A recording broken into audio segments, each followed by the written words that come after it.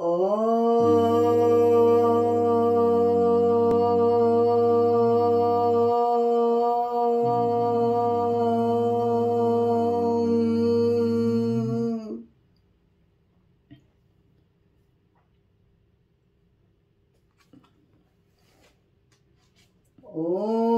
श्री परमात्मने नमः। योगेश्वर भगवान को, हमारे सभी गुरुजनों को और हमारे सामने बैठी सभी पवित्र आत्माओं को मेरा कोटि कोटि नमन।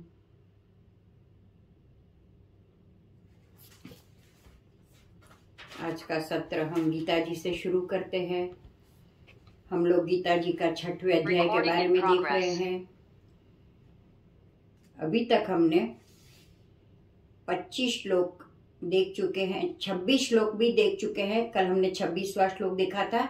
आज हम नया श्लोक शुरू करेंगे। 27 नंबर 27वां श्लोक शुरू करेंगे। प्रशांत मनसं येनम योगिनम सुखमुत्तमम उपैति शांतरजसम ब्रह्मभूतमकल्मषम्। एक बार और दोहराएंगे। प्रशांत मनसं येनम योगिनम सुखमुत्तमम् उपैति शांतरजसं ब्रह्मभूतमकल्मषम्।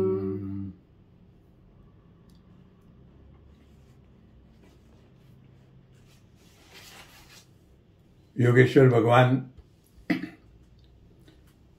उच्च स्थिति में पहुंचे हुए योगियों की बात बता रहे हैं। ये ऐसी स्थिति है जहां सुख ही सुख है, अल्टीमेट सुख है, जिसमें कोई दुख नहीं है और बाह्य दुखों की कोई पीड़ा नहीं है, उसका कोई असर नहीं है हमारे जीवन में। ऐसे ध्यान योगी की बात हमें बता रहे हैं। इसके बारे में हर एक श्लोक में थोड़ा रिपीट करते हैं और थोड़ी एक एक नई नई बातें, नई नई आइडियाज, नए नए गुण बताते रहते हैं। क्योंकि ये एक टोच की स्थिति है, इसके बारे में सभी कुछ एक श्लोक में बताएंगे तो हमारे ध्यान में नहीं आएगा। इसलिए एक एक स्टेप चढ़ते चढ़ते इस स्थिति के खास जो गुण है, इस स्थिति के खास फायदे हैं, इस स्थिति के खास अवस्था है, ये भगवान हमें बता रहे हैं। इस श्लोक में भगवान कह रहे हैं अकल्मषम। कल्म यानी पाप, अकल्म यानी जो पापी नहीं है। तो जो अकल्मषम है मतलब जिनके पाप सारे नष्ट हो गए। और दूसरा विशेषण बताया है शांत रजसम। ये कैसे होते हैं? जिनका रजोगुण शांत हो गया है। और तीसरा विशेषण यहाँ पे बताया है प्रशांत मनस, जिनका मन सर्वथा शांत निर्मल हो गया है। ऐसा एनम ब्रह्मभूतम, ये क्या हो जाते हैं? खुद ही ब्रह्म हो जाते हैं। ब्रह्मभूतम मतलब वो ब्रह्म बन जाते हैं। ऐसे योगी को योगिनम ही उत्तमम सुखम उपैति। ऐसे योगी को ही यानी ठोस जैसा हम बोलते हैं, योगी को ही निश्चित उत्तम स्थिति, उत्तम सुख प्राप्त होता है। तो भगवान ने यहाँ पे बहुत क्लियर कर दिया है कि ये ही एक है जिसको उत्तम सुख प्राप्त होता है। बाकी लोग अगर कहते हैं तो वो उनके बारे में हम कुछ बोल नहीं सकते, लेकिन भगवान ने उनकी बात को समर्थन नहीं दिया है। तो हमें यही ध्यान रखना है कि जो उत्तम सुख चाहिए तो उसके लिए ब्रह्मभूत होना है। ब्रह्मभूत होना है, योगी होना है। योगी होना है, उसके साथ प्रशांत मन होना है। प्रशांत मन होने के साथ शांत रजस होना चाहिए और उसके साथ उसकी वजह से अकल्मष। तो ये बहुत सरल भी बात है और बहुत कठिन बात भी है। हम सोचते हैं पाप के बारे में पहले थोड़ा सोचेंगे। अकल्मषम जो है तो पाप यानी हम लोग सोचते हैं कि किसी का चोरी करना, लूटना, व्यभिचार, ये पाप है। पर पाप जो है उसकी अलग अलग समय में और अलग अलग समाज में अलग अलग व्याख्या है। कभी हम कहेंगे कि मैं चोर नहीं हूं क्योंकि मैं किसी का जेब नहीं काटता, किसी के पैसे नहीं लेता, कोई भी चीज बिना पैसे दिए, बिना खरीदे नहीं उपभोग करता। पर एक चिंतक है जो कहे गए कि every wealthy person is a thief, मतलब जिसके पास पैसे की एक पैसे की भी सेविंग है, मतलब जो उसने खाना खा लिया उसके बाद एक पैसा भी बचा है उसके पास, तो वो चोर है। तो ये डेफिनेशन अगर हम गिनेंगे तो दुनिया में सारे व्यक्ति चोर हो गए। पर ये हर एक को लागू नहीं होना चाहिए, नहीं होता है। पर मेरा कहना यह है कि हम अपने आप को चोर नहीं मानते, लेकिन कोई हमें फिर भी चोर मान सकता है। तो पाप जो है, पाप के पीछे एक जो कल्पना है वो कि गलत क्या है, सही क्या है, वो पाप का रूट में हमें जाना है। पाप मतलब ऐसी चीज करनी जो मुझे नहीं करनी चाहिए, जो मेरे फायदे में नहीं है और जो करने से मेरी और भगवान की प्राप्ति में रुकावट होती है। तो ये कब हो सकता है? और भगवान ने दूसरे श्लोक में भी बताया था, जब अर्जुन ने पूछा था कि व्यक्ति ऐसा कौन सा बल है जो व्यक्ति को न चाहने पर भी पाप करने को प्रेरित करता है। शायद हम में से किसी को, कई लोगों को याद होगा कि अर्जुन ने पूछा था कि व्यक्ति को पाप नहीं करना है फिर भी पाप करना क्यों चाहता है। और तब भगवान ने कहा था कि उसके पीछे जो काम है, क्रोध है, ये सब उसके कारण है। तो यहां भी भगवान वही बात बता रहे हैं कि जिसका रजोगुण शांत हो गया है, मतलब जब तक रजोगुण उद्दीप्त है, हमें याद होगा 3 गुण हम रजस, सत्व और तमस। तो तमस जो है वो कम पाप कराता है। वो आदमी सो रहा है तो पाप करने का चांस कम है, और अगर उसके सोते नींद में किसी को लात भी मार ली तो वो पाप नहीं गिना जाता है। लेकिन जो रजोगुण जिसका है, वो मुझे कुछ चाहिए, मुझे करना है, मुझे प्राप्त करना है, मुझे दूसरे को हराना है, तो ये जब तक रजोगुण हमारे में होगा और प्रदीप्त होगा, मतलब सत्वगुण और तमोगुण से ज्यादा ऊपर उठ के रजोगुण जिसका रहेगा, उसको कभी ना कभी पाप करना ही होता है।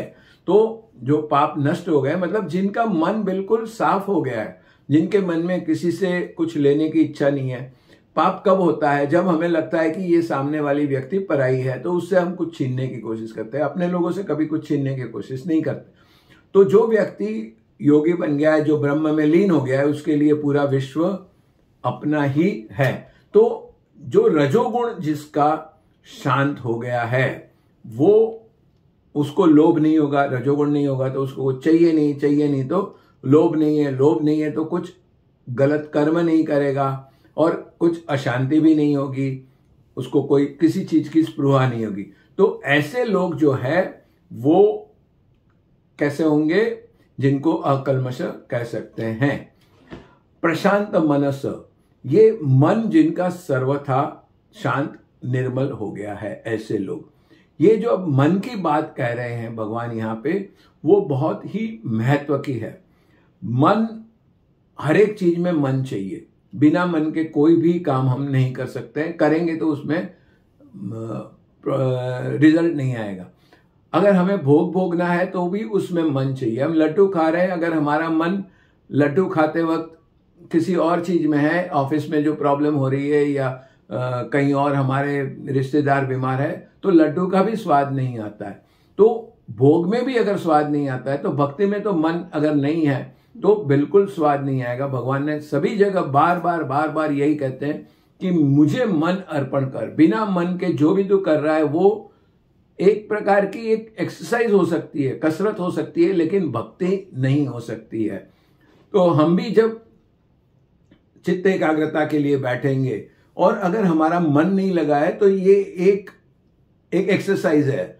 ढोंग शायद बड़ा शब्द हो जाता है, लेकिन एक एक्सरसाइज है कि हम आंखें बंद करके बैठे हैं, भगवान के सामने बैठे हैं, लेकिन हमारा मन कहीं और भटक रहा है। तो पिछले श्लोक में ही भगवान ने कहा था कि मन चंचल है, भटकेगा, लेकिन वो पकड़ पकड़ के वापस लेके आओ और परमात्मा में लगाओ। तो परमात्मा में मन लगाने के लिए भगवान कहते हैं तो तभी लगेगा जब वो शांत होगा। मन शांत कभी होगा? जब उसे कोई आदि व्याधि उपाधि नहीं होगी, तभी शांत होगा। मन शांत करने के लिए कई बातें हमने पिछले बार भी देखी थी कि मन कब भगवान में लगेगा। कल हम देख रहे थे कि मन, भगवान का प्यार हमें याद आता है, भगवान की हमें आवश्यकता लगती है, भगवान हमें सुंदर लगते हैं, भगवान हमें अपने लगते हैं, भगवान ही मेरा सर्वस्व है, ये लगता है, तो अपने आप भगवान में मन लगेगा। और जब तक ये चीज नहीं होती है तब तक हम कोशिश करते हैं भगवान में मन लगाने की, लेकिन ये इसलिए है क्योंकि किसी ने कहा है, किसी महापुरुष ने कहा है, तो हम कहेंगे कि नहीं नहीं हम भी कोशिश करते हैं, लेकिन उसमें वो फल नहीं आता है। जब तक हम निष्पाप होते हैं तब तक हमारा मन बहुत आसानी से लग सकता है। जो 1 साल का बच्चा है, 6 महीने का 1 साल का बच्चा है,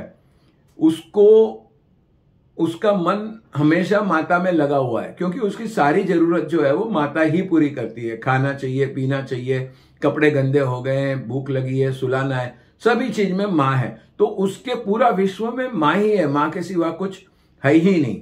वो जैसे बड़ा होता है और वैसे उसके मन में और चीजें आने लगती है, तब से वो माँ से दूर होता है। तो जो 1 साल का बच्चा है उसको अब कहीं बोलना पड़ता है कि तू आंख बंद कर, तू ध्यान कर, तू मन किसी और जगह ना भटका, माँ का सोच।